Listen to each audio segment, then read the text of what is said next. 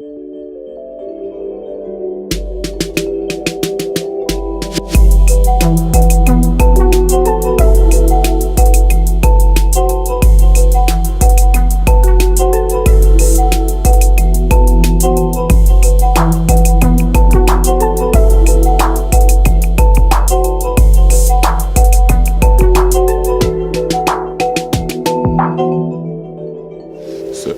short, use what you've got, make it work. Start practicing, stop designing.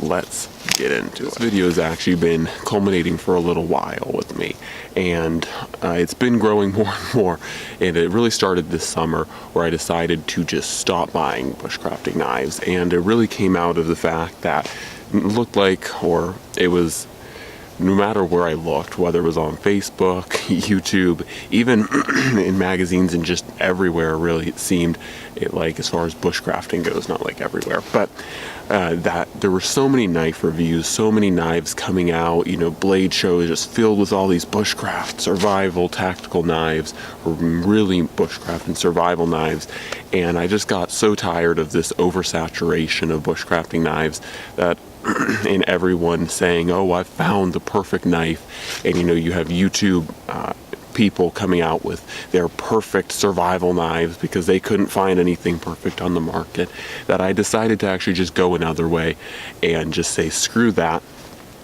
and I was going to get one knife, and that one knife I was going to train around and make it my perfect bushcrafting and survival knife through training and practice. So that is pretty much the tone for this video. So before we jump into why I like only having just one knife and just practicing and practicing and practicing with it, I'll show you guys this one, and we'll just take a quick look at it. And ultimately, I want to take this time to, you know, share some of the reasons why this knife isn't really great for survival or bushcraft, but through practice I was able to find workarounds and make it work. So of course, this is my Chris Reeves Knives Pacific, and it's a great knife. This is not some sales promotion for it, but it's definitely not a perfect bushcraft or survival knife, but this is the knife that I ended up choosing, and I made it my one option. This was my one bushcraft survival knife.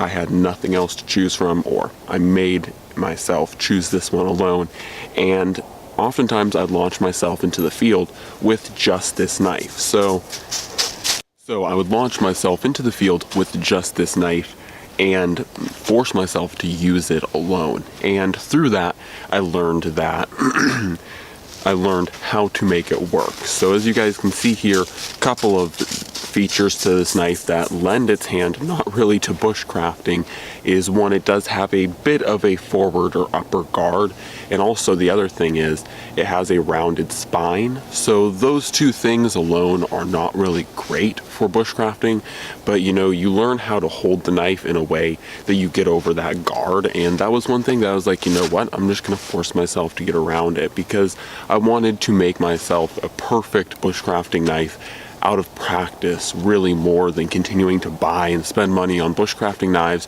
in hopes to find the perfect design, because I've owned dozens and dozens of bushcrafting knives and there really is no perfect design out there. The only thing that makes a bushcrafting knife perfect for a user is going out in the field, using the hell out of it and getting comfortable, getting accustomed to the way that knife works. So the other thing that, like I said, it kind of sucks is this rounded spine. However, on these CRKs, on the swedge is ground so finely, and it's ground down to a 90-degree, so you can take anywhere along this kind of swedge here and just strike ferro rods, and it throws sparks like a boss. So those were the kind of workarounds that I had to just figure out in the field. I had to make this knife work for me, and ultimately it turned out to be really a great knife. And like I said, it is my perfect bushcrafting knife, but not because of its awesome design or its amazing blade steel or anything like that. It's simply my perfect bushcrafting knife because it's a knife that I forced myself to take alone out into the field, and I didn't have any other backup knives. I couldn't choose something else. This was it, so I had to make it work. getting to another point about this whole why I'm not buying any more bushcrafting knives. Like I said, I really don't need them, and also forcing myself to use just this one is really great because it allows me to focus on other skills. I think something that's really important, and one of the YouTubers I collabed with earlier this year, Junkyard Fox, made a really good point that, you know, there aren't a lot of wildlife or wild edibles ID videos out there, but there are sure as hell a lot of knife review videos out there on the interwebs. So why is that? And you know, there's so many people that focus almost purely on knives and do so little with the actual real meaning of bushcraft or the real meaning of survival. Because yes, having a good survival or bushcrafting knife can make the difference, but at the same time it's far more important that you have a good knowledge of the woods, how to make the woods work for you, as opposed to just having this really cool survival knife. Okay, so that's all I have to say really about why I chose one singular knife. I do highly recommend that you guys out there, if you're in the same boat as me and have a bunch of survival knives, really do recommend paring down the collection. And like I said in the intro, really, you know, use what you have and just make it work. Don't go out there and just try and get so many knives or chase after like a perfect design, because there really is no such thing as a perfect design, and what suits one person may not suit another. Obviously this type of knife probably isn't going to suit many bushcrafters, however it does suit me very well because I've learned to use it.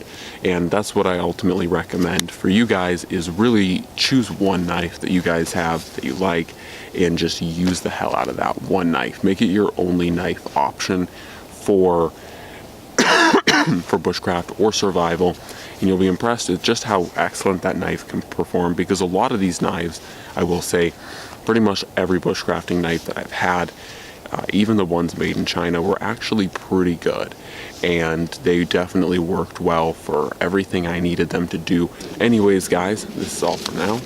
God bless, and I'm out.